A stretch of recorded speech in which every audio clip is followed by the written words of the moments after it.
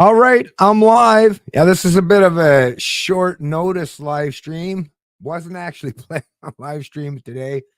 Some other plans fell through. We got a big old dumping of snow here on the old East Coast. Had to do a lot of clean. Wait a minute, we're having trouble streaming to your destination. Hmm. Well. Which destination would that be? Oh, Rumble. Dang. Oh, yes. Right. I didn't set it up on Rumble. That's probably why it's not live streaming. Knew I forgot something. Gall darn it. Let's see. See if it's possible to, when streaming to a custom. Well, I guess not. It's probably a little too late now, folks, for the Rumble. So I guess this is not going to be going out on Rumble. But anyways, it's all good. It's definitely going out on to Twitter, YouTube, and Odyssey. So at the very least, it's going out on those three platforms. I was under the impression though on Rumble that I didn't have to keep resetting these live streams up, but apparently I was wrong. I thought you could just kind of let the with Odyssey, I didn't set it up and it's working. So I don't know. I don't know what the reason is behind it. But anyways, like I say, no big deal. It will probably I'll just upload this to Rumble after the fact for the people that want to watch it on Rumble. Anyways, but like I say, just give it a couple minutes here. But oh boy, am I like I say, I wasn't playing on live stream. And I was going to have a conversation with Gord McGill. And we're having a little hard time trying to get the schedule sorted out. He had to go really early. I think it was 7:00 a.m. my time, Atlantic time. He wanted to go. And of course, that's about the time in and around the wife's getting ready to go to work. And I had to, like I say, big dumping of snow. It wasn't even supposed to be that big. If you looked at the forecast, what was it going to be? Maybe upwards of 15 centimeters or so like half a foot. But we got a whole lot more than that. And if you looked at the weather system, it looked like it was going to continue passing by. What time was it? Probably about 10, 11 o'clock yesterday or in the evening. And it just kind of backtracked, it came back down to my area and it kind of hovered around over top of it for a while. So we got a lot more than we were actually expecting, but hey, it's all good for the snowmobilers. They're gonna be pretty darn happy about the dumping of snow that we got. But yeah, we've got some serious hypocrisy that I just wanted to show here. Actually, let me bring this one off here so I'm not using up as much of my bandwidth. Actually, let me make sure that this is showing up over on X. So go back to my profile. There we go. So I will let the folks over on X know. So I'll just repost that. I'm live.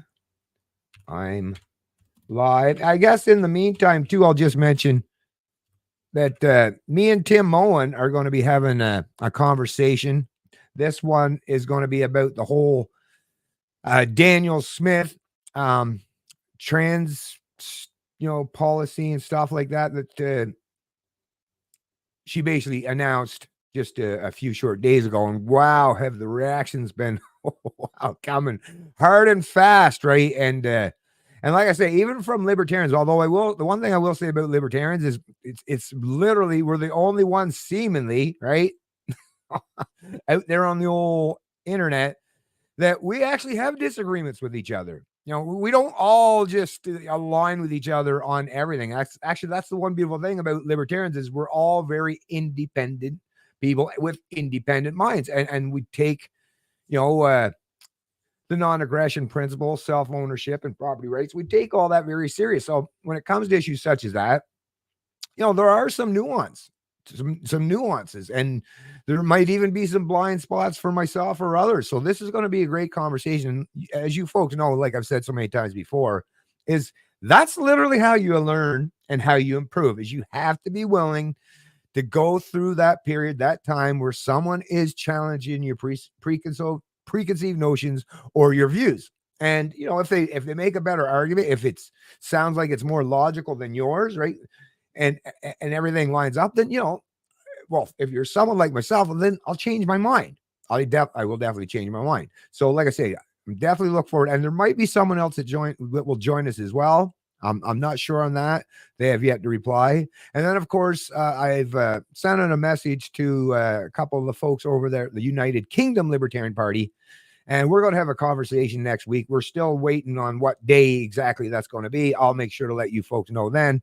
But yeah, some things happening. Some things are in the works for sure. And of course, the conversation with Gord, that's still the TBD, to be determined. But rest assured, it is going to happen. So like I say, let me just check over here real quick and see. I wonder if actually... Now, it probably wouldn't make sense to try to set up the live stream for Rumble now. I do wish I had got that darn thing done. But I was, like I say, short notice, and I figured, you know what? There's a lot of examples here, and I like to get through a lot of things at one time if I can. So I figured, you know what? Let's just get a bunch of this stuff dealt with in the interim.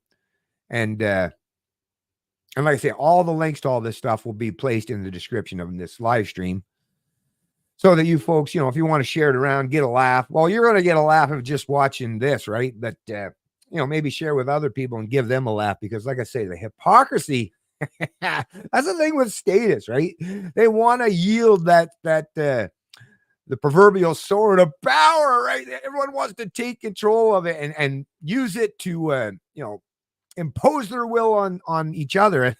Like I said to so many people now, and not just in terms of the issue that I was just bringing up, but other issues is like, what? You're mad that people are using the state against you, are you? Oh, really? Oh, it sucks when the shoe's on the other foot, doesn't it? It's not so comfortable, is it? But you're loving using the state when it's, for something that you want to do or something you want to impose on people. This is, like I say, this is a beautiful thing. And as far as I'm concerned, I actually should have included that. So this is called the hypocrisy of Statists, is on full display. And I should have added, and it's beautiful, because it is beautiful. Because like I say, these folks, because they have, there's nothing that drives them other than power, right? And it just shows that they lack principles entirely, and they're willing to bend to whichever, like I say, as long as it suits them in their pursuit of power. Which anyone that's paying attention to them, even people that are following them, whether they're from the left or the right or any of this stuff, right, is you got to at least see, it's just such a spectacle to behold, to see the constant contradictions and hypocrisy on display. And yeah, we're going to get to lots, like I say, and it's not just to the left wingers. We got some right wingers out there too. Like I say, I'm an equal opportunist when it comes to holding up the big mirror or pointing out hypocrisy when it's just so blatant. And there's a couple examples in here. Is like, wow, nothing like, wow, is it ever blatant? But anyways, what's the first one? Let's deal with this first one here. So this, let me bring it on the screen. I think should be a few people in the stream already, and the ones that aren't, well, you know what?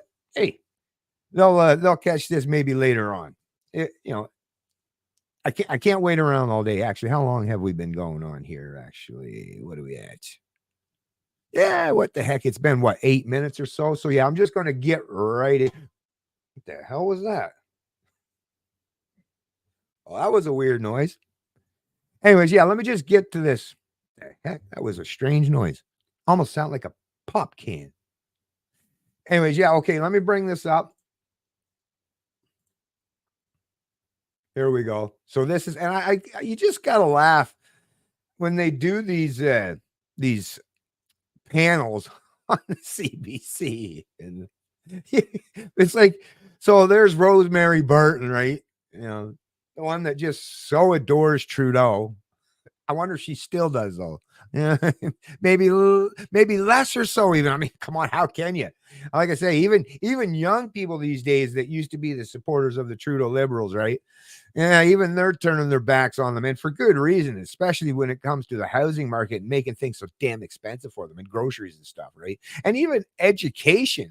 That's the thing. If you're a young progressive, Trudeau Liberals are really, really screwing you folks over, and looks like that there's a bunch of them that are actually coming to that realization. But as you see here, they got, was it that Chantel and Andrew Coyne, and I forget that other one's name. Actually, the other one's where we're going to be starting this video right at here. Like I say, nothing like putting your own hypocrisy on public display. Of course, they don't think that anyone's going to see this hypocrisy, because they recognize and acknowledge, and they're probably correct in that, is the kind of people who still watch CBC in terms of getting their actual news rather than someone like myself who likes to use to point out the ridiculousness of it, right? But the ones who are like CBC loyalists or blind followers to the narratives they bring, they might not recognize the hypocrisy because they haven't, heard the other side. Although if you listen to them long enough talk, I don't know how you can even if you're a CBC loyalist and all you've ever watched is CBC, well, you actually should be some of you should be in a position like, well, wait a minute. Just last week, you were saying how terrible it was for X, right? Now you're saying, well, X is actually good, right? As long as it lines with as long as it's my political team or my political tribe doing X. But anyways, yeah, let me bring this on here. So you ready for this, folks? Listen to this. Althea. Yeah, I agree with what Chantal said. The thing with the federal conservative caucus is it's quite a big. Oh, but yeah, that's what I was trying to get at. Actually, like they all agree with each other, right? Unlike libertarians, right? And anarchists, voluntarists, we actually have disagreements among each other, right? That's literally that's our pursuit of truth and knowledge means that, yeah, we have to challenge once again, not just others, but ourselves as well.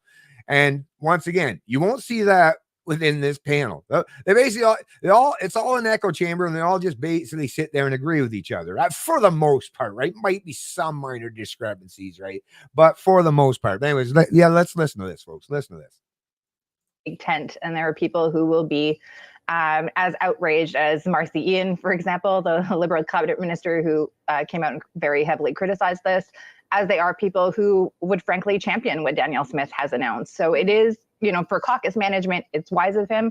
I also do think he's kind of doing the not sure where the wind is blowing on this issue yet, so let me wait and see how it settles before declaring what my position is.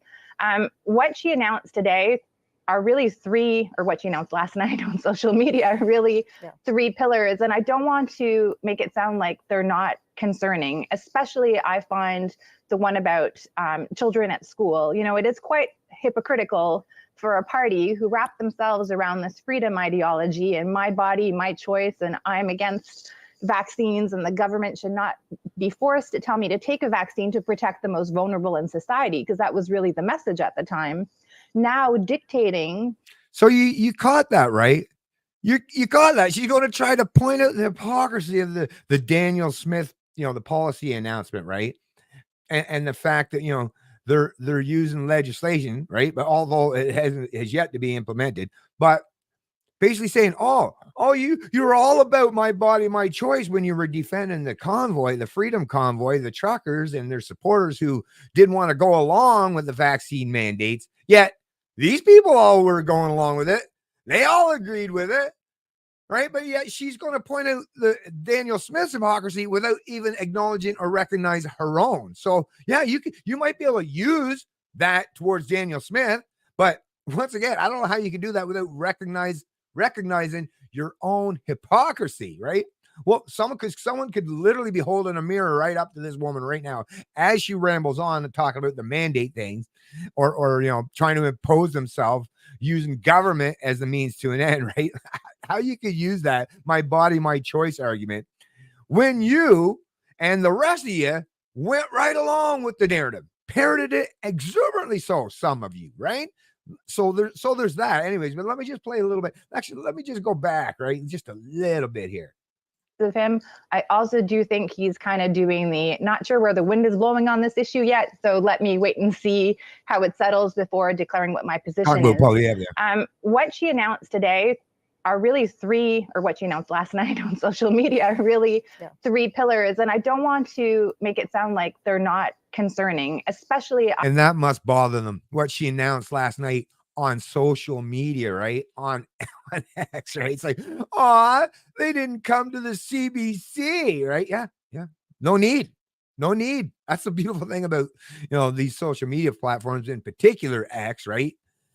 The place for genuine freedom of speech these days is, or anyone that's not, quite, in with the current gang, right? Like, so anyone that's considered right wing these days or conservative, of course, they know damn well they're not going to get a fair say or be represented properly if they come on the CBC. Yeah, so they go on to things like the X, and not only are they, does that make it so that they're, their content is not manipulated, distorted, or what they have to say, but they'll get a much larger audience than the kind of people who are still watching, what is this CBC? What is this when they do these panels? Is it the National? Does Rosie do the National? I'm not even sure when the hell this stuff comes on. What is it, like supper time news hour or something like that? But anyways, like I say, so that's another great thing to point out too, is these folks, hey, you wanted to just, you wanted to play in the belly of the beast, and you're all now, and you're all a bunch of, like I say, insider establishment types, and it's really pissing you off that there are people out there who don't need to use your platform. Oh, boo-hoo. Anyways, let me just play this little bit again here. I find the one about children at school, it is quite hypocritical for a party who wrap themselves around this freedom ideology and my body, my choice, and I'm against vaccines, and the government should not be forced to tell me to take a vaccine to protect the most vulnerable in society, because that was really the message at the time.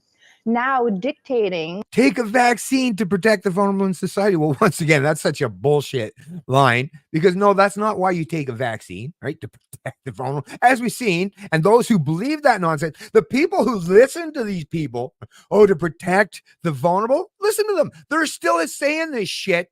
And like everyone at this point in time, including them, so that just goes to show how much they're willing to lie, bold-faced lie right to your face, right?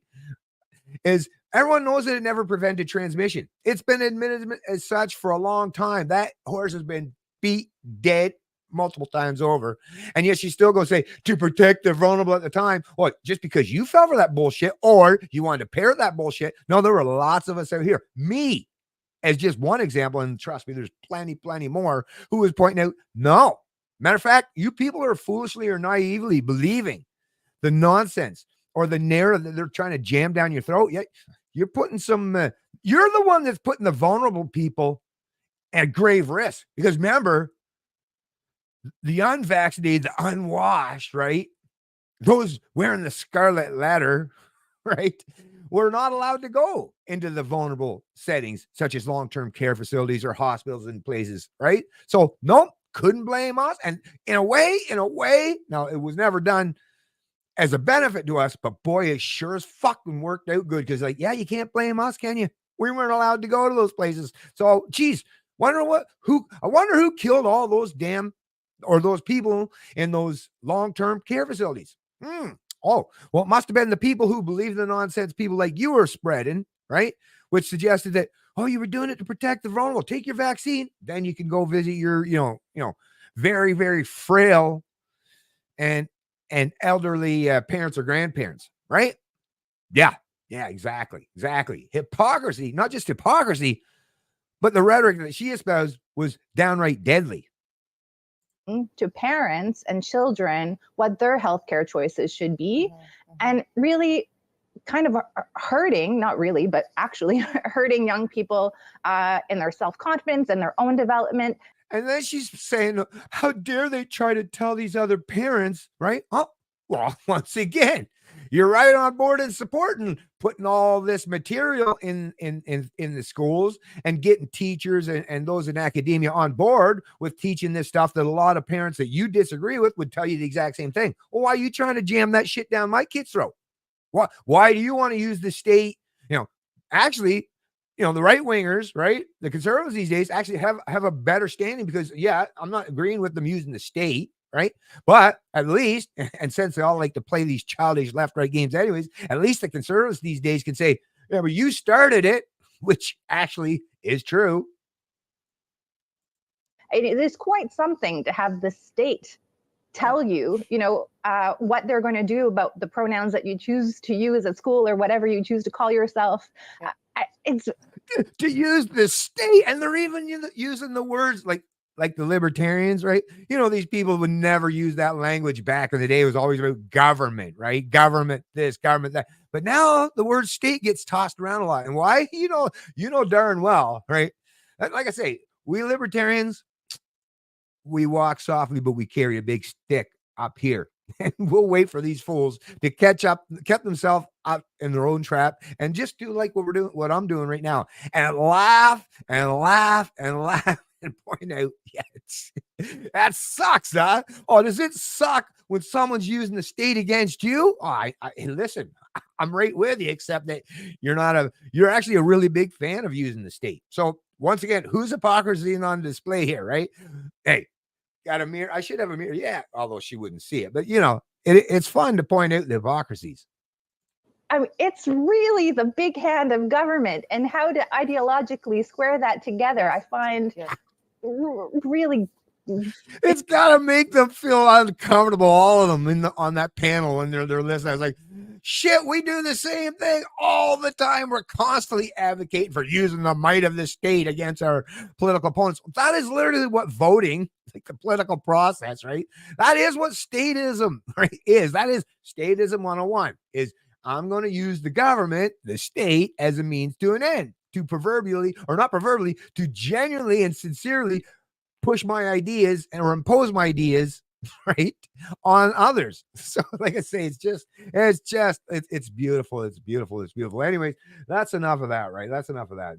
That was a great little opener as far as I'm concerned. Right now, I'm biased here, right? Of course, because I'm the one putting the stuff on, so I'm a little biased here. But you got to admit, that's a pretty good old matzo ball when you're talking about hypocrisy, right?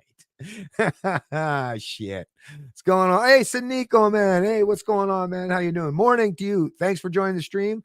Anyways, like I say, I want to get a couple of these bad boys in here, like, just because, like I say, I found them to be absolutely wild. Oh yeah, here. This one, I'm not sure. It's a few minutes long, so I'm not sure how long we got to go into it before we get to the part. Should have had that better set up. But anyways, let me bring it on, because it's so good. It's so good. Wow. Here we go. It's the run-up to the night shift. Border guards in southern Moldova prepare to head out to survey a section of their country's sprawling border with Ukraine. And watch for those who try to make a run for it in the middle of the night.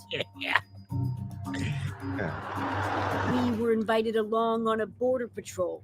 We left the remote rural village and headed into the pitch black, the headlights illuminating the ruts in the road ahead and the figures searching the night for those on the move. Every night, every day, you can find such illegal migrants. By that, Vladimir Kurudimov means Ukrainian men who are banned from leaving their own country because of the war and try to sneak out through the cover of darkness. So you heard that, right? Illegal immigrants. These Moldovan mindless order followers are out patrolling the border that they have with Ukraine, looking for illegal immigrants. And who are those illegal immigrants? Like I say, well, you'll get to this. So apparently CBC is like, yeah, well, what we're getting here, right, is, well, yeah, you should be protecting your borders, and especially apparently from illegal immigrants. Like I say, wait till you hear who the illegal immigrants are, right? Yeah, just give it a moment. And after 500 meters is the border Ukraine. So Ukraine border. Where is it exactly from Where Ukraine border.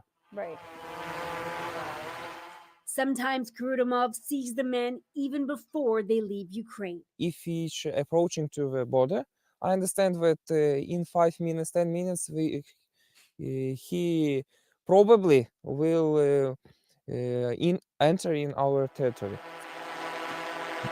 This drone is being used along a small part of the 1,200-kilometer-long border that Moldova shares with Ukraine. Nearby, thermal cameras allow officers to survey the surrounding fields and dirt roads.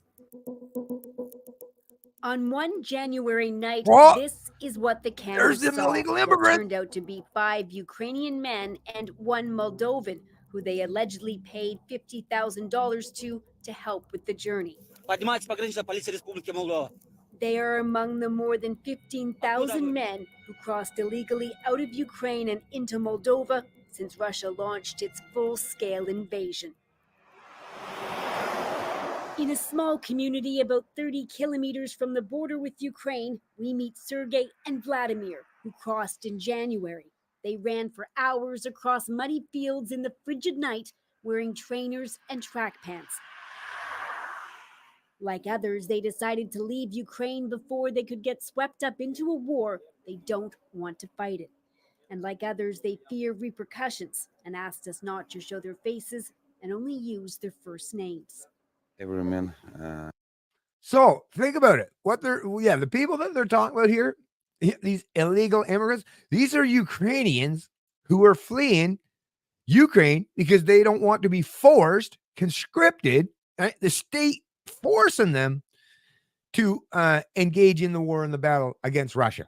So these are people who don't want to be actively involved in war, don't want to die for the cause of Zelensky and his crew, right? These are people, whether they agree with Russia, whether they agree. Once again, this is state versus state violence. This is state versus state imposition onto the freedoms, the liberties of whether you're talking about Ukrainians or any. But we're talking about here the fact that these people are fleeing across the border illegal but you heard even the term. Anyways, I'm not going to play the entirety of the video here. Like I said, I just wanted to show you that when CBC was covering this, now right? Once this is up at this point in time, they've already had the opportunity to say whatever they wanted to say, to put their narrative into play. And what did they say? Illegal immigrants, right?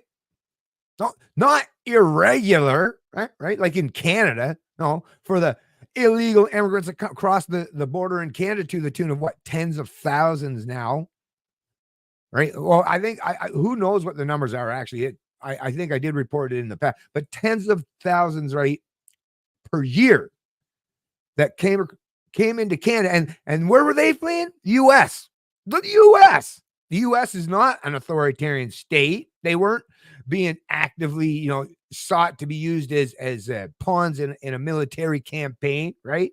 They were actually in a country that has to this day still has the most rights and acknowledged inherent and inalienable rights, which is why so many people choose to try to go there. But yeah, they were fleeing, right, the U.S. to come to Canada, even though they weren't being persecuted, right, or under any threat to have to go to prison for not daring to go fight in a war.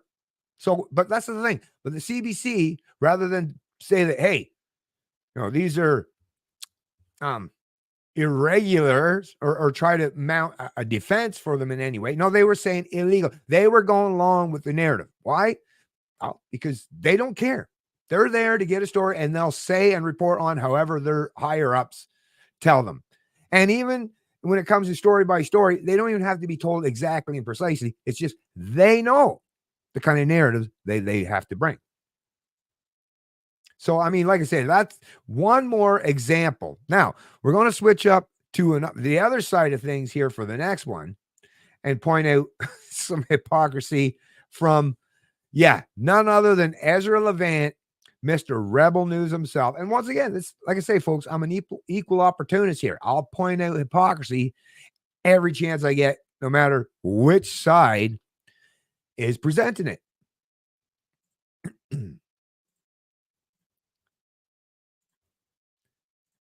All right, here we go. You ready for this one? Should I go back just a little bit here? Okay. So this is, in response to, it's showing Rachel Notley, as you can see there. She was kind of doing her little spiel against, the Daniel Smith policy, right? And, the rhetoric that woman would have brought to the table, like, bleh, bleh, right? But basically, I think it was Keane Bexty that had called during the press conference there, not for this one, Notley, but for the press conference that Daniel Smith held, and said, if the courts, because, just like that, Rachel Notley said, they're going to challenge this policy in court, right? Going to use the courts to challenge them. So, in response to apparently a court challenge to the Daniel Smith policies that aren't even implemented as of yet, right? So they're already on the ball to try to do that before it's even been implemented. But, you know, Kean Bexley asked, well, if they challenge it in the court, would you be willing to use Section 33, the notwithstanding clause? You know, that thing that the government wrote, right? That basically wants, just like with the Section 1 of the Charter, where it's like, yeah, we acknowledge that you have these fundamental rights, right? And the supremacy of law, or God and the rule of law. We understand, we acknowledge all these rights you have, but we're writing these sections in the Constitution, in the Bill of Rights, that says, but we can override them if we want, right? And I mean, Ezra Levant, trucker convoy, freedom convoy. I mean, you know, and thanks to those folks that did get out there and you know, do a lot of on the ground reporting on that, and on behalf, you know, and kind of in defense of the freedom convoy, which is a great thing, because most of the establishment media was completely against it, as you know. But I mean, the fact that, once again, the fact that you were, you know, Rebel News, Ezra Levant, were all against not just the invocation of the Emergency Act, but using, you know, these get out of jail free cards, or these really illegitimate portions of the Bill of Rights that claims to be able to deny people their rights, their fundamental rights, in order to, once again, be able to impose your will on them. Well, Ezra was completely against that when it came down to using those kind of powers against the Freedom Convoy. However, I know a little something about the Charter of Rights and Freedoms. I've read it probably 50 times. really, Section 33 is called the Notwithstanding Clause, which basically, as the courts say, it's a dialogue between the courts and the legislature. And the courts can say something's unconstitutional, but the legislator can say, well, thanks for that, but in this one case, we'll pass law notwithstanding that the court says it's unconstitutional.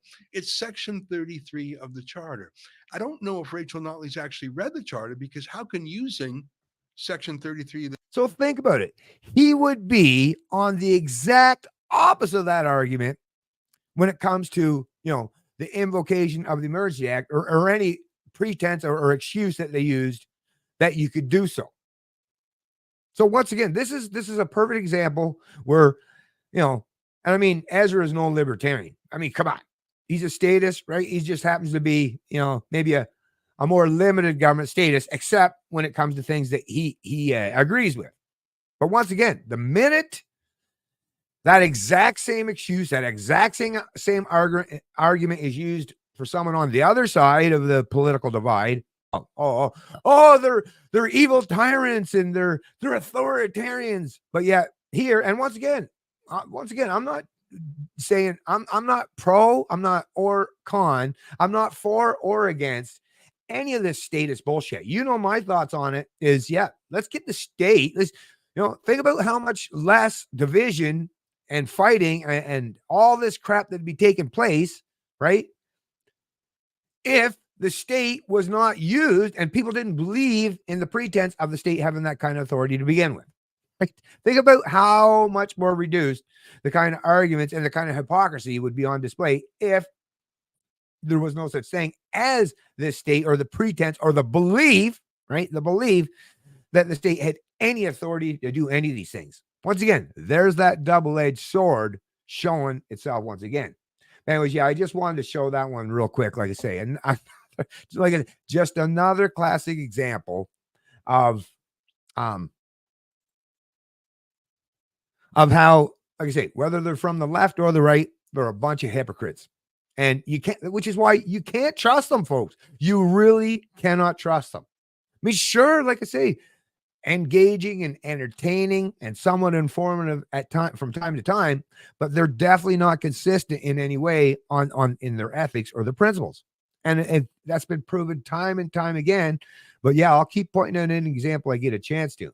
Now, here's another one here. This one's out of the Tyee, and I found this to kind of be hilarious. I won't play the you can listen to the article in audio form here, but basically this is and who is it? Gil McGowan. Let me put my glasses on here for a sec. Yeah, Gil McGowan. How anti-trans protests pull from the fascist playbook. The marches serve 4 aims: hijack parties, distract citizens, subvert public education, and dehumanize opponents. So basically, labeling, and this is, as you can see, so this is obviously about the same issue, right? So they're really pissed off that Daniel Smith or Blaine Higgs here in New Brunswick or Brad Wall in Saskatchewan, right, are daring to use the state to impose their will on them. And by them even doing so, oh, look, they're fascists. The labels, they're fascists, they're Nazis, right? Authoritarians, all, far right, whatever they want. That's the label that they keep placing on them. And I won't even bother reading the article there. So that's the kind of rhetoric that you get from, and now the Tyese, obviously, this Gil McGowan would be a lefty, right? For sure. But yeah, right, I'm not seeing anything coming out of this Gil in terms of, I wonder how much he's against stuff like this. Wonder if we can see the Tyree, a follow-up Tyee article, as it pertains to this. And yeah, believe it or not, CBC, well, once again, they have to report on this stuff, folks. They have to. Now, the way they'll report on it is completely different. And of course, you won't be given a chance to comment.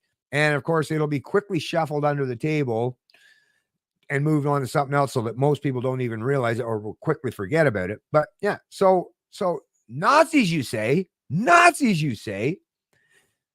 What about the fact that here, Pierre Trudeau opposed stripping accused Nazi war criminal of citizenship, government documents say. The newly released document was unredacted at Jewish advocacy group's request. This is reported by Rafi Boudjikanian, February 2nd, 2024. As Justice Minister in 1967, former Prime Minister Pierre Elliott Trudeau argued against revoking the citizenship of a Canadian citizen the Soviet Union had convicted of heading a firing squad, folks, right? Not just using rhetoric or words or even implementing policies that are, just make age categories and ranges for what people or kids can do in terms of, surgery, hormone therapy, puberty blockers, all those things that, the way it goes, right? Or, using different pronouns and all this stuff without parents knowing about it, right? And it's not that it would just be the name, because, when it comes down to, if some kid just wants to use a different name or whatever, I mean, it's not, that's not what this is about. We know what you have to put the whole picture together, right? But anyways, let me get back into this. Heading a firing squad responsible for the death of 5,128 Jews during the Second World War, says a 617-page report prepared for the Commission of Inquiry on War Criminals decades ago. The document, now largely unredacted, was released by Library and Archives on Thursday. It was originally prepared for the Duchesne Commission, which in the mid-1980s investigated Nazi immigration into Canada.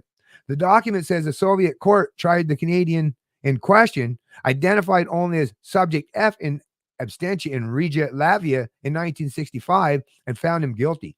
It was written by historian Alti Rudal. A heavily redacted version under Canada's Access to Information Act was initially released to the public in 1987. Jewish human rights organizations B'nai B'rith obtained a less censored copy in June 2023, but Trudeau's position on the case was blacked out in that version. Right? In 1967, when Trudeau was Justice Minister in the government of Prime Minister Lester Pearson, the Department of External Affairs sought his legal opinion on whether there was a solid case for deporting Subject F based on the USSR's request. In July of that year, Trudeau wrote to the department that it could not be established that Subject F knowingly concealed material circumstances relating to his good character, even if it be assumed that he was, in fact, guilty of the crimes for which he was convicted. Right? So even Trudeau's dad, obviously a big fan of the Nazis, well, definitely seemed to want to protect them. And even in the face of the fact that even if he was guilty, well, we can't deport him. Well, what was the whole point then? What was the whole point of all the boys, all the men going over to fight against the Nazis, all the the countless hundreds of thousands of not just Canadians, but ultimately even millions of people who died fighting against the Nazis, the Western allies, right? What was the point of all that if they're just going to be brought back to our countries and be able to live in proverbial peace? What was the point of the Nuremberg trials, right? Apparently, none of that meant anything. So, like I say, that speaks volumes here, right? In terms of not just Trudeau Sr., but Trudeau Jr. constantly labeling everyone else as Nazis, right? As fascists. Project much? Like father, like son. In November 1967, Trudeau expanded on his thoughts in a letter to Paul Martin Sr., who was the then Secretary of State for External Affairs. In it, Trudeau said he was worried about setting a precedent that would see others stripped of their citizenship. Oh, no, we don't want to get rid of all them Nazis, right? Hey, we're kind of Nazis ourselves. We kind of like them. What if it ever happened to us someday, all right? There's nothing in the act to indicate that an application for Canadian citizenship is in the nature of a confessional requiring the applicant to disclose all prior conduct, whether public or private, he wrote.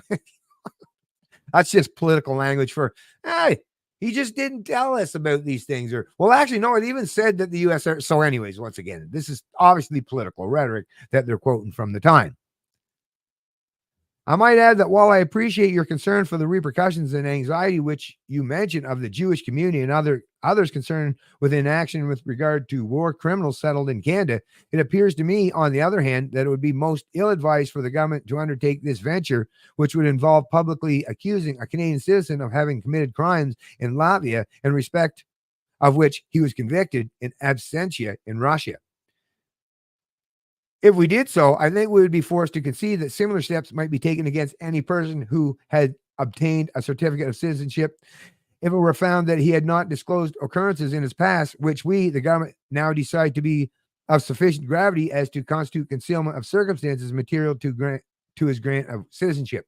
I cannot, therefore, on the basis of my present appreciation of this case, recommend or concur in a course of action designed to strip subject after this case of citizenship. Anyways, so once again, this will all definitely be linked in the description of the video below. And actually, there's another one. This one's from the National Post. I won't bother bringing this up. This is actually it's shared by the National Post, but it's a Canadian press one. More details from unsealed report on Nazi war criminals in Canada released by federal government. The report concludes that in the decade following the Second World War, there was ample opportunity for war criminals and Nazi collaborators to enter Canada. And this was once again reported February 1st, 2024. And like I say, this will be definitely linked in the description of this live stream.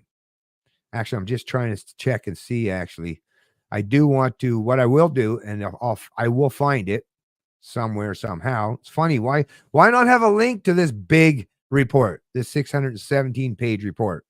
Seems like that would be a wise thing to do since you're talking about it and bringing it up, right?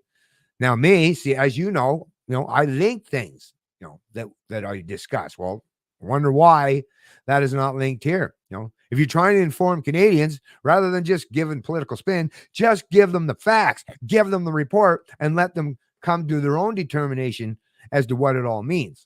But no, we can't have that now, right? Not with the gatekeepers in the establishment media, whether, like I say, they come from the right or the left. Just going to check and see on some of the comments here. I still got a few more. Still got a couple more, right? I believe. Let me just put this back here. Okay, actually, I'll do this one real quick. I'll just do this one real quick here. Because, there's a couple other ones. Anyways, let me bring this up, and then I'll get into the chat here. So, here we go. And, of course, it's Aaron Wary. Will Trudeau end up regretting his decision to walk away from electoral reform? Any changes to the system would involve trade-offs and controversy. The House of Commons will vote next week on Motion 86. Sponsored by NDP MP Lisa Marie Barron. The motion calls on the federal government to establish a citizen assembly to determine if electoral reform is recommended for Canada, and if so, recommend specific measures that would foster a healthier democracy.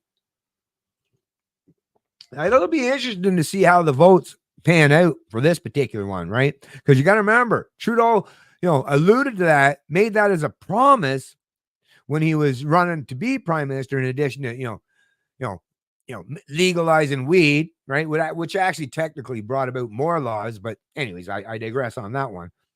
But the one other major promise that he reneged on entirely was this whole pretense of electoral reform. And what it is I got myself a majority. Well then forget all that. Right. And you folks actually heard me talk about this in a past live stream. But the fact that once again, this is coming up, it will be interesting to see how the votes play out. Is this something now? Because Trudeau and his type, his liberal cabinets, right? They must by now see the writing on the wall, and they're reading their polls, right? And they're seeing that only 9% of people want to vote for the Liberals because they actually like the Liberals. A lot of them will vote for the Liberals because they're scared of the other party, right? Or don't want the Conservatives to come to power. But in terms of actual, genuine supporters of Trudeau Liberal, like I say, down to single digit percentage, right? And you got to imagine that's basically a bunch of, the older connected class, because it can't be the young people these days who are being screwed every day nonstop by the Trudeau Liberals, with the help of the NDP, I'll add. So, the older connected classes are still supporting Trudeau because they want to maintain that scheme, that housing market scheme, that Ponzi scheme, and all their entitlements that everyone else is forced to pay for, right? So, or the corporate world that want to have, wage slaves, right? Rather than paying Canadians an actual, a reasonable wage based on all the inflation and all that stuff, right? And if you're a business owner, like, well, yeah, but the costs are so expensive. Hey, you got in bed with the government? Well, this is what happens, right? Bad idea to get in bed with government. Should have been joining forces with your employees. Employers and employees should have been fighting back against government together rather than, employees and employees, whether you're talking about unions or these CEOs or employers, rather than using the state, right, and legislation and all this stuff to batter over the other one or to impose your will on the other side. Right? Maybe that would have been a wiser thing. If anything distinguishes this proposal, it's the cross-party supported and enjoys. Oh, really? So far, the motion has been jointly seconded by 20 MPs, including 10 Liberals, 2 Greens, and Conservative MP Ben Lobb. During debate in the House last fall, the Bloc Québécois indicated it also will vote in favor of the motion. But Barron's motion will still have a hard time winning the House's endorsement unless the Liberal government decides to support it. Lobb aside, the Conservatives have shown little interest in electoral reform. But it was the Liberals, once again, who were for it then, but then they were against it as soon as they gained, or for it when they wanted to come to power because they didn't know if they would gain power, right? Because the Liberals got, especially that was around, wasn't it? The Win Liberals that basically got fucking relegated to not even having official party status. So the Liberals at the time were probably a little I don't know if anyone will even support us, which is, I suppose, why they came up with the legalizing weed so they could get the young people's vote, the young people who were naive enough to fall for the rhetoric, right? But yeah. And once again, by saying, we'll do electoral reform, probably would have got a lot more support because of that stuff. And then, like I say, as soon as he gets in power, no, forget that. No, it might mess with my power structure, right? And my ability to maintain that kind of power. But now that power is diminishing, right? And literally, the only way he's there anyways is because he's being propped up by Jag meat, right? So he definitely already knows that he hasn't got the kind of power or the clout that he once had. Fool me once, right? But anyways, now that, like I say, the writing's on the wall, now all of a sudden, yeah, some of these Liberals, well, like I say, we'll see how it pans out. But once again, pure hypocrisy. Now they're changing once again. And if you're following this stuff, like I say, if you're a Liberal supporter, could you not at the very least see how opportunistic and how much of these I don't know if you want to call them Liberals or whatever, but how willing they are to look you straight in the face and lie to you. I don't know how you can trust people, after they've done that so many times. But anyways, I just wanted to get to that, and then I'll get in here and see some of the comments here. I prefer the term criminal migrants. Yeah, well, once again, like I say, as a libertarian, in the absence of a welfare state, and a lot of you folks probably already know my thoughts typically is I'm not for the state. Right? This is the thing in any way, but I have to be realistic, right? I've kind of gone through the journey of, you learn about this stuff, about libertarian philosophy and all that stuff, and start out as a minarchist. And then, like I say, it doesn't take but 6 months to use the logic and the reason of being consistent with the principles contained within the philosophy of liberty to, like, okay, you either I label as a philosophical libertarian like myself or an anarchist. And I'll tell you right now, the reason why I don't label myself as an anarchist is because, yes, I'm all for, the non-aggression principle, self-ownership, and property rights. But the one thing that the anarchist, ideology, or I don't know if you want to call it ideology, but the one thing that anarchists, right, is lack that libertarians at least have in spades is, the real only thing, as far as I'm concerned, the biggest thing, the most dominant thing that libertarians and anarchists have in common or share in common, and that's when it gets down to the individual. So just the label itself is anarchists are anti the state, or at least that's what most of them would suggest. The intellectually honest ones will tell you they're just against the state. But are they against using preemptive violence, force, coercion, or theft as a means to an end? No. As we've seen, lots of self-described anarchists are more than willing to use violence and theft and coercion and force as a means to an end. That's what separates a philosophical libertarian. And once again, I'll just point out, it's not just, the philosophy of liberty, but it's those Christian values and ethics, right? That help drive someone like myself, which is why, I don't get, in some way, I can say I'm an anarchist in terms of, yes, I don't believe in the authority of the state. No, I'm not a believer, right? But at the same time, I'm also not one of these anarchists that would propose or suggest that using preemptive violence against people or theft as a means to an end is a proper way of dealing with things. So I'll just point that out right now. But anyways, where was I going with that? Oh yeah, let me get to the comment. But yeah, in terms of the criminal migrants, well, once again, I like I say, I'm not for the state in any way, but once again, so I went from that journey to now where it's like I still hold all those ideals.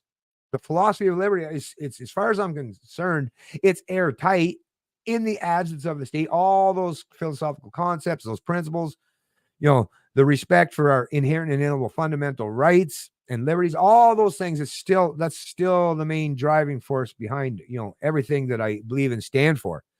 But we live in a statist world, right? We can't live forever up in our ideal world in this maybe someday will exist, but in the absence of that, we have to deal with the real world as it is. And statists are all around us and abound.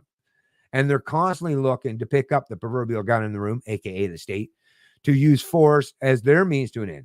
And we got to point out the fact that we live in a situation where there are borders. We do live on plantations, and these migrants coming here and getting all these things, right? Once again, I'm against forced wealth and income redistribution, even for people that are already here. But it makes it much, much more worse and more devastating to the people when you keep accumulating and piling on top more and more of those hardships, right? Or ramping up that kind of wealth and income redistribution, or economically enslaving future and successive generations by bringing in millions and millions of Canadians, not to mention what it's doing to the political process, which once again is giving other people the means to use the proverbial state to impose their ideas on the rest of us. So you know my thoughts on that, Sinico. You know my thoughts, man. I don't think it was a full-scale invasion. The Russians could have gone full blitzkrieg and chose to the American method and say, for sure. Oh, for sure.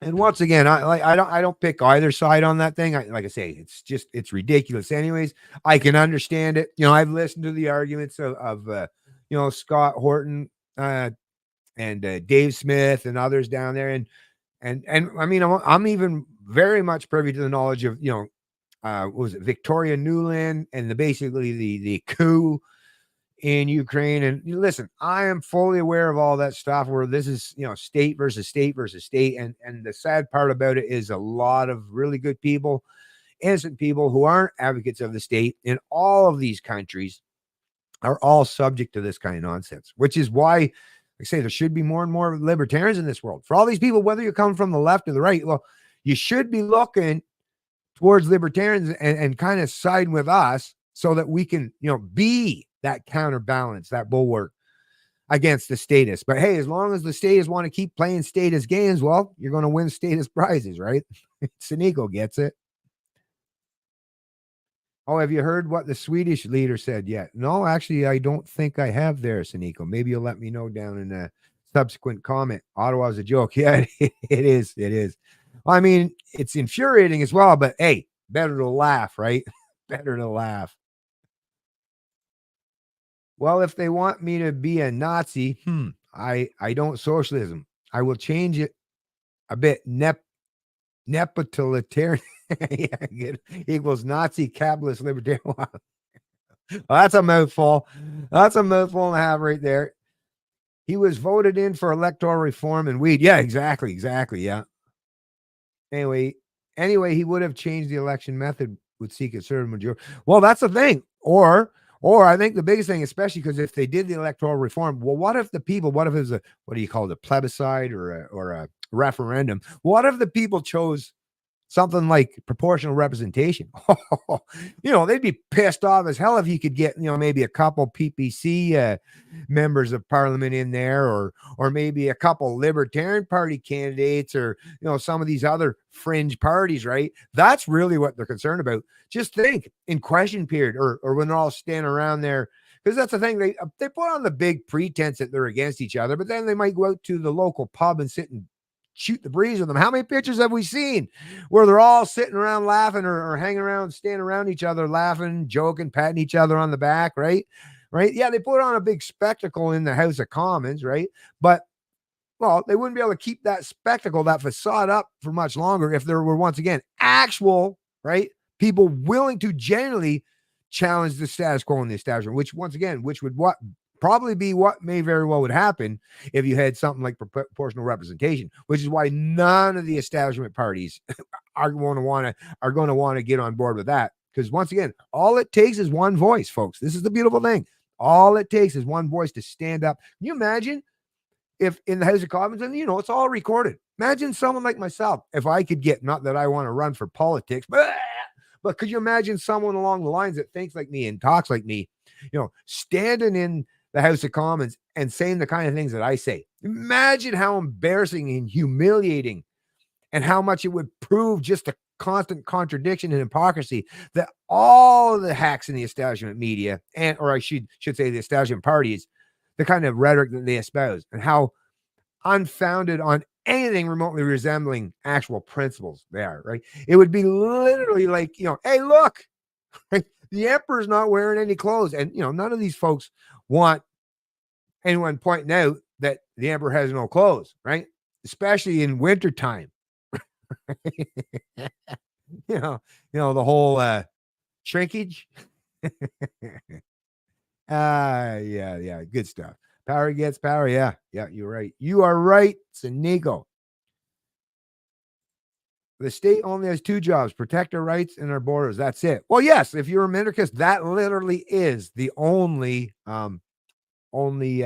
job that it's supposed to do in terms of the night watchman or the minarchist state. You're absolutely right there, Sinico. Of course, like I say, as you know, as a philosophical libertarian, I'll say that even those things, right?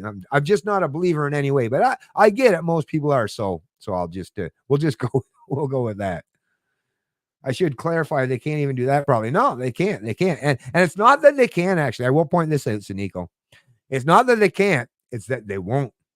Because once again, these people benefit tremendously. The deep state, the bureaucracy, political parties. Once again, whether it's the conservatives and their crony counterparts that get, good wage slaves, right? That keeps the wages suppressed, or once again keeps the housing market, although the left and the right both benefit from that, right? Or the Trudeau liberals who are now so desperate that it looks like the immigrants are the only ones that they're relying on these days, right? Or asylum seekers or whatever to prop them up, because they're about the only ones left, other than, like I say, some of the old establishment types who watch CBC and nothing else, or CTV, but they're relying on them for the voter base. So we understand it's not that they can't, is that they won't, because they won't benefit from that. And they are, at the end of the day, very selfish and opportunistic.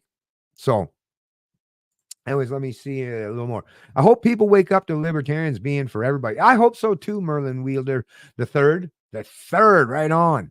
I hope so too, because once again, all of these people, like I say, whether they're from the left or the right, and especially now the people on the left, they're all pissed off because some of these statists on the right are starting to use the proverbial state, or not the proverbial, the actual state, to impose their will on them, and seeing now that their freedoms are being quashed or their liberties being quashed. Well, yeah, libertarians are the only ones that were pointing this out to both sides. So yeah, maybe they'll come around someday and realize, yeah, you guys actually, you guys got this shit figured out. Maybe we should listen a little bit more to what you guys got to say, rather than play this game where we the left and we the right just keep clobbering our heads or clobbering each other over the head, right? Because you're both just going to get battered and bruised and beat to shit, right? And ultimately will succumb to that very, very violence that you promote, right? Like I say, the state is a double-edged sword. Kenny may have a chance. Actually, you know what? Speaking of Kenny, Merlin, and I'm actually looking forward to watching this one tonight. I seen that Dave Smith. I like watching Dave Smith, man. Dave Smith is awesome. One of the more prominent libertarians down in the U.S. that I really, and I mean, he's really been stepping it up a lot, and good that he's making a lot of inroads in terms of the popularity of his channel. And even some of the comedy. I've watched some of his comedy, and he's quite funny guy, right? Him and Robbie the Fire. What's his name? Shoot, Robbie the Fire. I can't think of his last name. But anyways, Kennedy. Well, once again, I'm really interested to hear the conversation with Dave Smith and Kennedy, because, well, as we're hearing bantered out, that Kennedy, I don't know if it's the Libertarian Party. No, I think it was Kennedy. Actually, is kind of reaching out to the Libertarian Party because he recognizes that actually you can get on the ballot in every state. That's the thing about the Libertarian Party, where they've done with the U.S. and Canada, is it does, well, not that I'm advocating for a political solution to these things, right? But it does give you at least a political option that's not part of the establishment or the ruling parties these days. But yeah, it'll be interesting, and in terms of, libertarians are definitely going to have, especially the Libertarian Party, but that's the thing. They're more amenable and not quite as strict adherents to the philosophy of liberty. So there might be some wiggle room there, but there is some pretty wide divide in terms of some of the foreign policy, right, and wars and stuff. So yeah, we'll see how that plays out. Once again, TBD, to be determined. But anyways, at the very least, there's a whole lot that's taken place in some conversations that are very engaging, and we can all at least learn a little bit something from these things, right?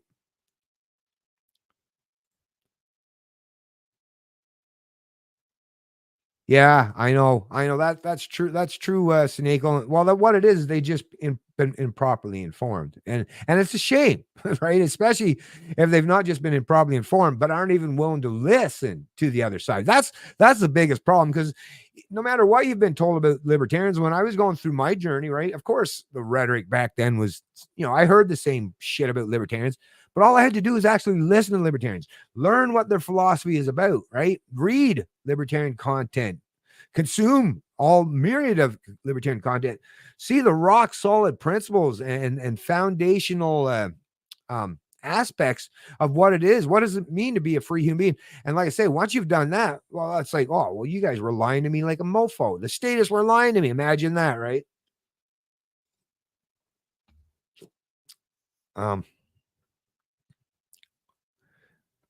What's this? The middle road for everyone. Yeah. Some call him crazy though. Who's that? Dave Smith. Oh no. RFK, right? Yeah, RFK. You'd think more people who jump into libertarianism after.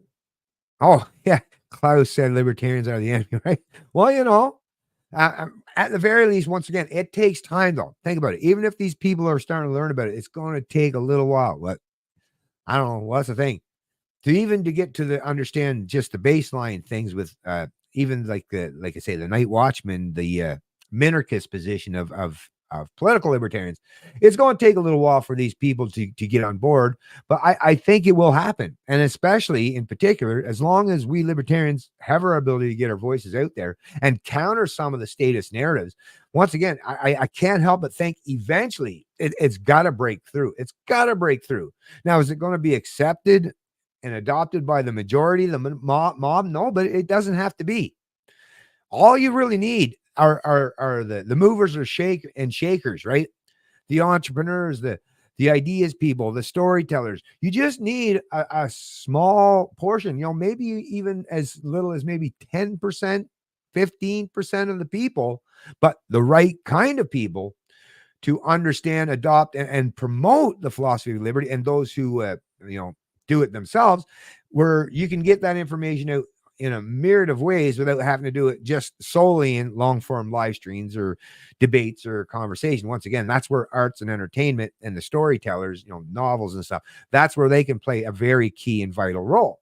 And once again, from the business community and the entrepreneurs, is showing how to put libertarian philosophy and their principles into practice, right? And see how that plays out and see how beneficial it is. So that's a great thing. And how long that's going to take? Well, I mean, I'm as impatient as the next when you see just how crazy things are getting these days. But as long as there's at least the potential, then, I guess we'll just have to wait and see. And once again, TBD. Now, I didn't want to play this just for a little, someone else was sharing this. Where was this on? Wish I could remember who actually shared this. Let me see if I can go back so I can attribute. This one was Viva Frey. So actually, let me play it over on the X platform and give a shout out to Viva Frey for sharing this. And there's others out there, obviously, that shares this kind of content. And I've done it myself on a multitude of occasions, and I'm going to continue to do so that people don't forget what transpired, the kind of stuff that took place, and the absolute arbitrary nature of these edicts, these mandates, the lockdowns and the curfews and such that was imposed on the masses, and especially in particular, the unwashed, the unvaccinated, right? Let me bring this on here. Present. So here we go. Let me just play this. It's not very long anyways. Good evening, everyone. In recent weeks, the pandemic has worsened around the world, including here in Quebec. The situation in our hospitals is critical, especially in Montreal. There are still too many visits in homes. That's why I'm announcing that starting next Saturday, there'll be a curfew from 8 p.m. to 5 a.m. during 4 weeks. Because, the virus, between 8 and whatever, 5 or whatever p.m., the virus takes total break. The virus is sleeping then too, right? So you got to be in by those times. You got to have a curfew at that time, because outside of those times, right, the virus, I don't know, is that bay? Like how ridiculous is it to set up where you can go out and do your thing all day long, but at night, well, apparently that changes everything in terms of a virus. I mean, once again, it's just blatant proof of how arbitrary in nature these things were. Not based on science by any stretch of the imagination, and you'd be hard pressed to find an actual intellectually honest and ethically astute scientist or epidemiologist or anyone, right, that would agree with this kind of nonsense. Maybe you're David Fitzmans, right? Some of these petty tyrants and authoritarians, which, yeah, boy, oh boy. So after 8 p.m., we won't be allowed to go out in streets except for work. During the day, we also need to reduce contacts in houses. Many non-essential activities will also... So you remember, you could have, and that was in a lot of the provinces, right? You could have, 5? I mean, the fact that, once again, and people fucking fell for this shit hook, line, sinker and went along, right? All right, you can only have 5 people in your house. 6? Oh no, well, if it's 6, well, the virus will just run rampant apparently and kill everybody, and especially grandma. But 5? No, 5's cool. Like, once again, so fucking arbitrary in nature and definitely not based on science in any way or by any stretch of the imagination. So continue to be closed until February the 8th. It'll be mandatory to work from home for office workers. All non-essential Mandatory to work from home. So you can't even go to work unless it's at home. And I mean, office workers. Some office workers may well be able to do their stuff from home. Can all, right? Well, if they're closing down the offices, can a janitor work from home? No, right? I mean, there's lots of areas. Janitor is just the one that comes off my head. But once again, completely arbitrary and authoritarian, I'll add. businesses as well as places of worship will remain closed until February the 8th. And once again, forcing like these things to close, and in particular the churches. Meanwhile, a lot of the church leaders, right, we're like, but we're all voluntary agreeing, right? You're not protecting us from nothing ourselves. We've all agreed, we're adults here, right? And we've all agreed that we're going to take that chance. Don't worry, we're like, these are religious people. They're not typically known for trying to kill each other. They're not sociopaths or homicidal maniacs. But yeah, you're going to what? Pretend that you're protecting them from themselves when they're saying, listen, we know how to take care of ourselves. We'll do our own thing. We're going to be responsible adults. I mean, you got to remember, there was even preachers that were doing it, from everyone had to be in their cars. So definitely isolated, right? While he was out, I don't know, speaking into a microphone with, and it was the microphone, but it was going through their speakers in their cars because it was going through an FM station, right? But even that, how dare you be out? It was actually considered out in public. So, they even came down heavy on people that were even trying to do that. So once again, completely arbitrary in nature. And yet, once again, think about how many Canadians, right? I would say the majority of Canadians for sure that completely went along with this shit, right? Whether it was out of fear or whether it was out of just blind conformity or their belief in their authority, right? Whatever the myriad of reasons are, I don't know. But yeah, it was actually a very sickening spectacle to behold. And I'll never forget it. Never forget. And and the one thing, like I say, that just every day when I think, and you've heard me say this before, is when people ask, well, how could the Nazis, how could so many of their citizens in Germany gone along with that stuff? Or in Russia under Stalin or Lenin, how could so many Russians have gone along with that stuff, right? Or in Mussolini's Italy or Mao's China or whatever, or Kim Jong, whatever, North Korea, all these states, like every state, really what it comes down to is, right? It's all just ruled by edict and by way of force, coercion, theft, right? And violence or threats thereof. But think about how many Canadians, a lot of Canadians, especially these people, right? It's left wingers or even some of the right wingers. Oh man, I would have never went along with them Nazis, right? Oh, I would have been the person to speak up. Oh, really? Oh, really? Can you prove that? Let me see. Did you go get your vax to the max? Did you get your passport? Did you obey all the mandates and edicts? Did you, when they told you to lock down, did you do it? Right?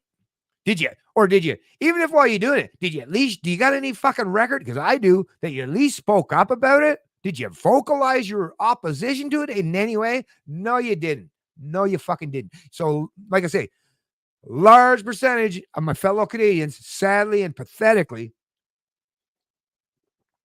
completely went along with it, not with just being oppressed themselves and go along with having all those things imposed on them, but what? Ratting out their neighbors? The few Canadians or the minority, the fringe minority Canadians like myself who didn't, right? Or reveling in the fact that the state was going after them for doing nothing more than just, maybe going out in a park or something, or maybe wanting to go to work. Yeah. Anyways, I'll play a little bit more here. Funerals will be authorized for a maximum of 10 people. Groceries will have to close at. So funeral, only 10 people, because the 11th person, 10 people is fine. You going to a funeral, right? And, there were some problems that wouldn't even let the funerals take place. But, hey, But yeah, 10 people. Oh, yeah, for sure. Yeah. COVID will definitely. COVID was like, oh, shit, there's only 10 people at this funeral. Well, I'm not going in there. Right. But you go to the next one. Right. And, the Grim Reaper, like I'm getting the Grim Reaper image of COVID. Right. Go to the next funeral. It's like, oh, look, there's 11. No, there's 12 people here. Okay. COVID, my COVID cohorts, my virus companions. Right. Comrades, let's go in here and kill a bunch of these folks, right? Because they're not obeying the 10-person maximum. So we're going to go in and kill them all for daring to defy our arbitrary edicts. 7:30 Dang. p.m. Pharmacies and gas station will be allowed. And yeah, even grocery stores had to close down 7:30 p.m. And think about it. Think about how many Canadians, right, work, especially in particularly, in construction fields or some of these occupations where you put in long days, maybe 12-hour days, right? 12, 14-hour days. Maybe you can't even get a chance to go to the grocery store till after 7:30, right? There are definitely Canadians that are in that position. So what? I guess I can't go get groceries. Out to stay open.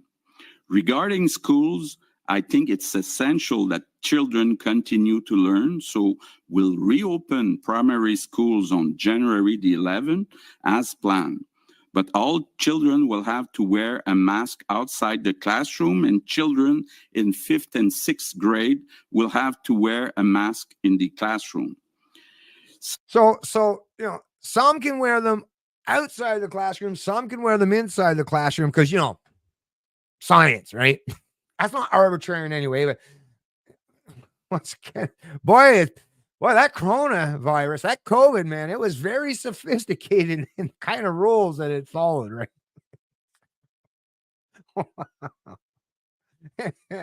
Secondary or high schools will continue online and reopen on January the 11th. All teachers and students will have to wear a procedural mask. We'll distribute 2 masks per day to everyone in every schools. Regarding libraries, it's already allowed to borrow books from January. And once again, we all know, well, this is just like with the vaccine. These masks gave people the illusion, and especially, what people were using for masks, right? Come on. Even says on every box of these masks that they were talking about, all these, and I mean, think about the millions of them strewn all over. Like, I thought the environmentalists were against all this waste, right? And think about they're in the millions and millions of them, or probably billions of them, across the world that are ended up in these landfills. And for what? Right? For what? Everyone knows that they didn't. I mean, it did not prevent transmission, right? That has been proven conclusively beyond the shadow of a doubt. Now might make some argument that it was a few percentage points. Might have had the slightest chance of reduction. So it's like with Russian roulette. Well, if you only got 2 bullets in the chamber and a six round gun, right? Well, I guess 4 of them or whatever, you're okay when you pull the trigger, but you got to remember the other 2, right? But it's anyways, like I say, just completely arbitrary in nature. And the mask, once again, gave a lot of people, because they were paying attention to these authorities, that, oh, well, if I wear my mask, well, I'm safe and I'm protecting other people. If they're wearing a mask and I'm wearing a mask, well, we're safe, right? Nope. No, you were not. No, you were not. And you were very foolish and naive to go along with believing the rhetoric, because once again, the truth, the real information was out there, and even people like myself had it freely available for anyone to consume. That was indisputable. I wasn't just coming up with this shit on my own. I was using the actual science, the actual facts, without no political spin or bias, to present the proper information. But once again, everyone wanted to get their news from their thought leaders. Well, your thought leaders really let you down, didn't they? 11 children will be also allowed to go there to study. Outside activities will still be allowed as long as it's with people in your bubble. I know those measures are tough for our mental health, but we have to balance that with the situation in our hospital. So they even knew, and this was talked about, of course, by a lot of people that were at least trying to be honest about things. That once again, it was hard to get that information properly because it was constantly suppressed to the point where it was difficult unless you were someone like me that was actively looking for it. But people were even warning then, right? A lot of the ones, even the doctors and scientists and all those healthcare professionals and all from the Barrington Declaration, right? We're even saying this is going to cause way more harm than it is good. And mental health was one of the things that they kept pointing out, that how much of the mental health of people were going to be affected. And a lot of course, especially for young children. And I don't know if you folks remember that live stream I did where, you know, young girls, right? Like, what was it? 10, 11 years old, in that age range. It had a really, really, really dramatic effect on the young girls. I suppose because of the socializing aspect. Although I would imagine boys too, but I suppose, you know, in this world, worrying about boys is much less of a concern for a lot of those in the establishment media. So maybe that's why the emphasis was on the young girls instead, right? But anyways. The situation is very serious. The virus is especially dangerous for people over the age of 65. I ask them to be very careful and to stay home as much as possible. We all need to stay home as much as possible for the next 4 weeks. Police officers will be there to make sure everybody respects the rules. So yeah, what's the thing? We want to protect people, but we're going to use like these mindless order followers, these enforcers are going to come out and, you know, try to beat up on you, arrest you, maybe lock you in a cage, maybe, you know, economically enslave you for a week or two by handing out these ridiculous fines, right? I mean, you've seen what took place. So they're only doing it for your good, you know, right? While they're battering you over the head or using their mindless or giving these kind of edicts to their mindless order followers and their enforcers who once again can practice their authority on you, but it's for your own good. See the light at the end of the tunnel with the vaccine, but we need to reduce the contagion right now, and I'm counting on you all. Thank you. Yeah. So once again, and that's just one example, folks. One example. You know the countless other examples of this kind of stuff that took place. Just going to get into reading a few more of the comments, and I'm probably going to tie this up here in probably a few minutes there, folks. So I'll read a few more comments because, like I say, it was a short live stream, but I did want to get a bunch of that stuff, you know, on record anyways.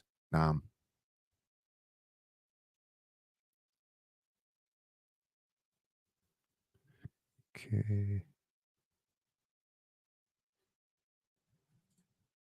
Yeah. Yeah, you're right. If it was a religion, it would have a top guy to worship. Yeah, I'm not sure where we're at here. I kind of missed out on that part anyway. So what do we got down here? Mass, the fiberglass chaff the military is dumping is kind of bad. The real reason people get sick, spraying us like bugs.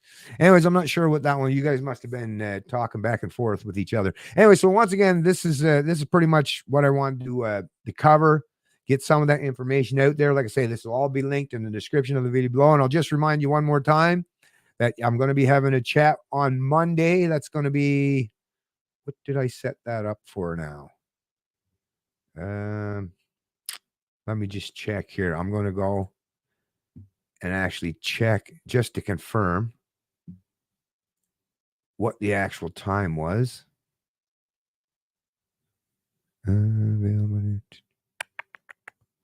Where did it go? Profile. Trying to find that. Where me and Tim are going to have our chat.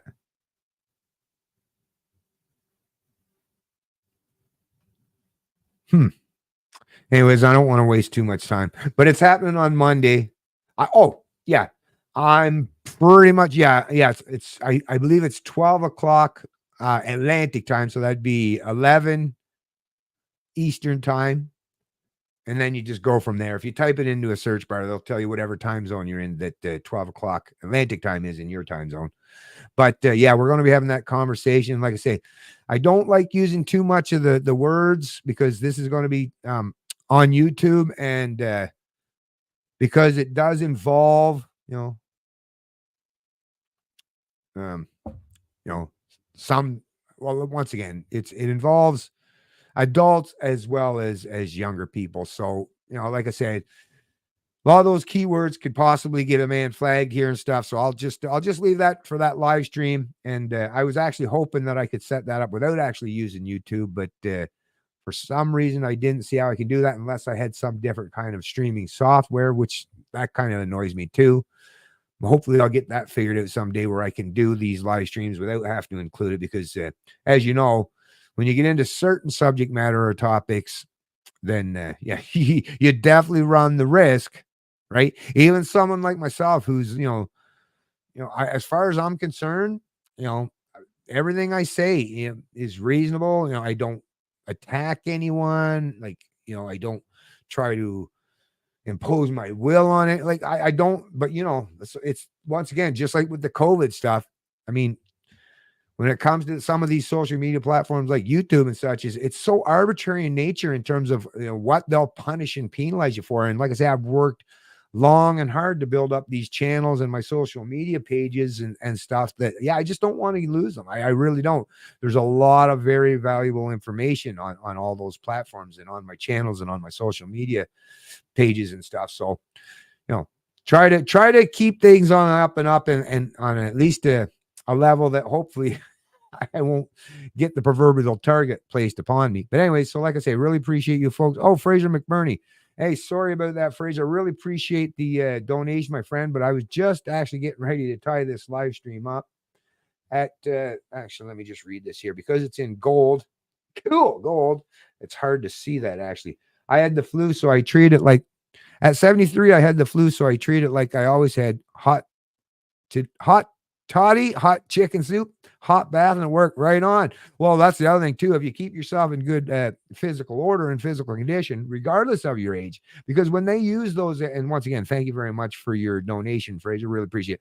So when they use those things, those arbitrary things in terms of your age, there is some aspect of it where it's kind of true. So of course it is predominantly the older people, but it doesn't mean that everyone that's old was going to be susceptible to dying or being hospitalized from COVID-19.